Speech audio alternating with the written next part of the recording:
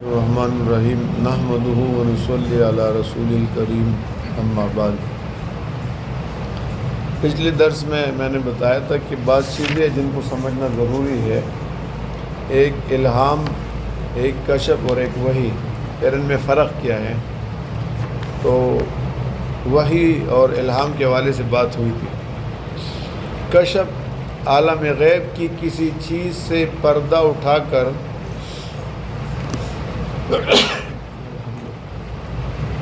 دکھلا دینے کا نام کشف ہے۔ عالم غیب کی کسی چیز سے پردہ اٹھا کر دکھلا دینے کا نام کشف ہے۔ کشف سے پہلے جو چیز مستور تھی یعنی پوشیدہ تھی، اب وہ مکشوف یعنی کھل گئی، ظاہر ہو گئی، آشکارا ہو گئی۔ قاضی محمد اعلیٰ تھانوی رحمۃ اللہ علیہ کی کتاب کشاف اصطلاحات الفنون، اس کے صفحہ 1254 پر لکھتے ہیں: الکشف عند اہل السلوک والمکاشفہ ومکاشفہ رفع حجاب را گوین کے میاں روحانی جسمانی اس کہ ادراک عام بہوا سے ظاہری نہ توا کر۔ فرماتے کہ حجابات کا مرتفع ہونا قلب کی صفائی اور نورانیت پر موقوف ہے۔ جس قدر قلب صاف اور منور ہوگا، ایمانی ترقی ہوگی، روحانیت غالب ہوگی، اسی قدر حجابات مرتفع ہوں گے۔ حضرت عمر رضی اللہ عنہ ممبر پہ ہے، اللہ نے راستے میں سارے پردے اٹھا دیے اور حضرت ساریہ دکھا دیا اور مدینہ سے آواز لگا رہے یا ساریہ الجبل۔ تمام حجابات مرتفع ہونا ہے۔ یہ قلب کی نورانیت پر موقوف ہے۔ جس قدر قلب منور ہوگا اتنا ہی یہ حجابات اڑیں گے۔ تو اب پیچھے ہم نے وحی الہام کی تعریف کی اور آج کشف کی۔ اب وحی اور الہام میں کیا فرق ہے؟ یہ نقطہ بڑا اہم ہے۔ وحی نبوت جو نبی کو ملتی ہے اور جبریل علیہ السلام کے ذریعے آتی ہے، اور بھی کئی صورت بخاری شریف میں اس کا ہے، وہ قطعی ہوتی ہے، اور جو صاحب وحی ہوتا ہے وہ معصوم عن الخطا ہوتا ہے، گناہ کا شائبہ بھی نہیں ہوتا، اور نبی پر اس وحی کی تبلیغ کرنا فرض ہوتی ہے، اور امت پر اس وحی کا اتباع کرنا بھی فرض ہے۔ یہ قرآن وحی کے ذریعہ ہے، حدیث وحی کے ذریعے، لہذا ان کا ماننا اور ان پہ عمل کرنا فرض اور لازم ہے۔ الہام ظنی چیز ہے، الہام میں غلطی ہو سکتی ہے۔ جس پر الہام ہوتا ہے وہ نیک آدمی ہوگا، وہ لیلا ہوگا، لیکن وہ گناہوں سے پاک نہیں ہے، معصوم عن الخطا نہیں ہے۔ اسی وجہ سے اولیاء کا الہام دوسروں پر حجت نہیں ہے، اس کے لیے ہوگی لیکن دوسروں، اور نہ الہام سے کوئی شرعی حکم ثابت ہوتا ہے۔ ایک صاحب نے مسئلہ بیان کیا اور کہا کہ میں نے خواب میں یہ مسئلہ ایسا دیکھا ہے کہ یہ اس طرح ہے۔ کسی کے ساتھ علمی مناظرہ تھا، انہوں نے کہا دلیل کیا، کہتے میں نے خواب میں دیکھا ہے۔ اس نے کہا میں نے خواب میں دیکھا، تو نے بیوی کو 3 طلاقیں دی ہے۔ کہا میں نے خواب میں دیکھا، تو نے؟ اس نے کہا خواب کوئی حجت تھوڑی ہے۔ کہا تو پھر آپ والی بھی تو حجت نہیں ہے، بات ہی ختم ہو گئی۔ تو یہاں تک کہ استحباب بھی الہام سے ثابت ہے۔ شریعت کے ہے نا فرض، واجب، سنت اور مستحب، تو یہ مستحب چیز نہیں ہے، یہ بھی وہی الہام سے ثابت نہیں ہوتی کہ مجھے الہام ہوا ہے تو ختم۔ نیز علم احکام شرعیہ بذریعہ وحی انبیاء علیہ السلام کے ساتھ خاص ہے۔ شریعت کے جو احکام ہے اور اسی کو علم کہا جاتا ہے، یہ کہاں سے ثابت ہوتا ہے؟ انبیاء علیہ السلام پر جو وحی آتی ہے ان کے ذریعے ثابت ہوتا ہے۔ یہ نبیوں کے ساتھ خاص ہے، اور غیر انبیاء پر الہام ہوتا ہے لیکن وہ کسی کے لیے حجت، ایک بشارت ہو سکتی ہے۔ خواب دیکھا ہم نے بھی، ہمیں کئی مرتبہ ہم نے خواب دیکھے، اس اچھے نکلے، کبھی جلد کبھی دیر، لیکن آپ کے لیے وہ حجت نہیں ہے۔ صاحب خواب کے لیے ہو سکتا ہے، کئی مرتبہ خواب دیکھنے والے کو خود تعبیر کا بھی نہیں پتہ ہوتا کہ میں نے کیا خواب دیکھا۔ مریم علیہ السلام کے لیے وحی کا لفظ آیا، اس کو وحی الہام کہا جاتا ہے، وہ ایک قسم کی بشارت تھی، اس سے احکام ثابت نہیں ہوتے۔ چنانچہ الہام سے وہی چیز ثابت ہوتی ہے جو رویا صالحہ گویا اچھے خواب، نیک خواب، صحیح خواب، صادقہ.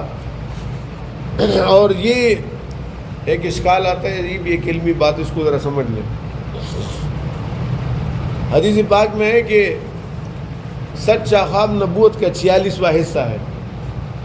اس سے قادیانی لوگ بھی استدلال کرتے کہ دیکھو نبوت کے اندر تجزی لازم ہے، لہذا تھوڑا سا حصہ قادیانی کو مل گیا گرداسپور میں. ہم کہتے ہیں تو خدا کو صرف یہ کانا دجال پسند آیا تھا اور کوئی نہیں تھا کہ تھوڑی سی وہی اس کو دے دی. تو یاد رکھیے وہی کبھی تقسیم نہیں ہوتی. اور یہ جو کہا گیا کہ سچا خواب نبوت کا 46واں حصہ ہے، اس نقطے کو آپ سمجھ لیں. اس کا مطلب یہ نہیں ہے کہ نبوت کے اندر اجزاء ہے، نبوت جو اجزاء چیز ہے اس کی تجزی ہوتی ہے اور لہٰذا اس کی 46 حصے ہو گئے، ایک حصہ سچا خواب ہے. یہ مطلب نہیں ہے. اس کا مطلب یہ ہے کہ جناب رسول اللہ صلی اللہ علیہ وسلم کو 40 سال کی عمر میں وحی آئی اور آپ 63 سال کی عمر میں دنیا سے چلے گئے، تو وحی کی کل مدت کتنی ہو گئی؟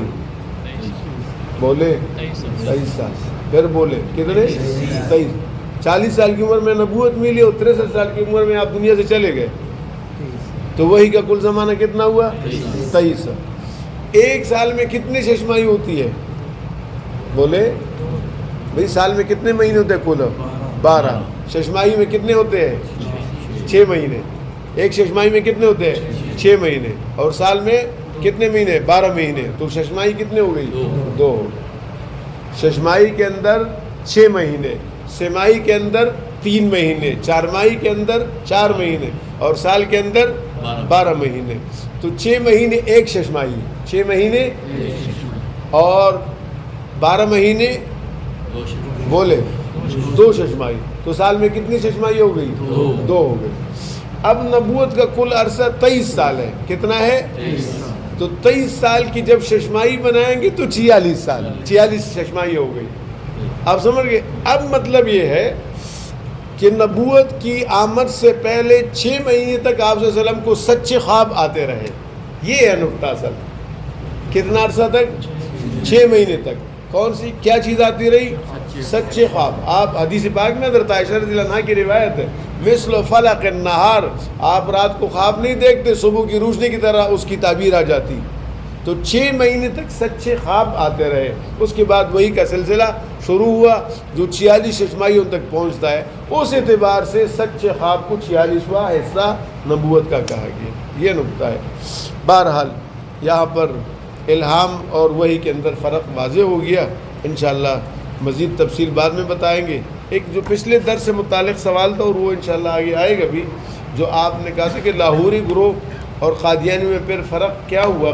لاہوری جب کوئی قادیانی کو نبی نہ مانے، مرزا غلام احمد قادیانی کو نبی نہ مانے، تو لاہوریوں کے نزدیک وہ کافر نہیں ہے. تو پھر لاہوری ہمارے نزدیک کیوں کافر ہے؟ یہ سوال تھا. تو میں نے پچھلے درس میں تفصیل بتائی تھی کہ اصل اقتدار کی جنگ ہے، مذہبی جنگ تو تھی نہیں.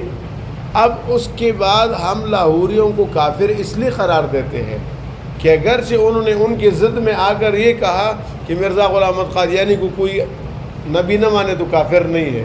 قادیانی کہتے کافر ہے، وہ سارے مسلمانوں کو کافر قرار دیتے ہیں. لاہوری گروپ کے اندر کفر اس وجہ سے ہے کہ ان کا عقیدہ یہ ہے کہ مرزا غلام احمد قادیانی جتنے دعوے کر گئے ہیں ان تمام دعاوی کے اندر وہ سچا ہے.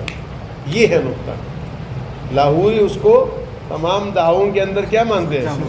تو لہذا مرزا نے تو نبوت کا بھی دعویٰ کیا. تو مطلب ہے کہ لاہوری اس کو کیا کہتے ہیں؟ سچا ہے. سمجھ گئے بات کو؟ تو اس لیے ہم ان کو کافر کہتے ہیں. باقی یہ دونوں ضد کی وجہ سے آپس میں اختلافیوں سے ایک راستہ اختیار کیا کہ تم جس کو کافر کہتے ہو ہم اس کو کافر نہیں کہتے. صلی اللہ تعالیٰ علیہ وسلم. سبحان اللہ.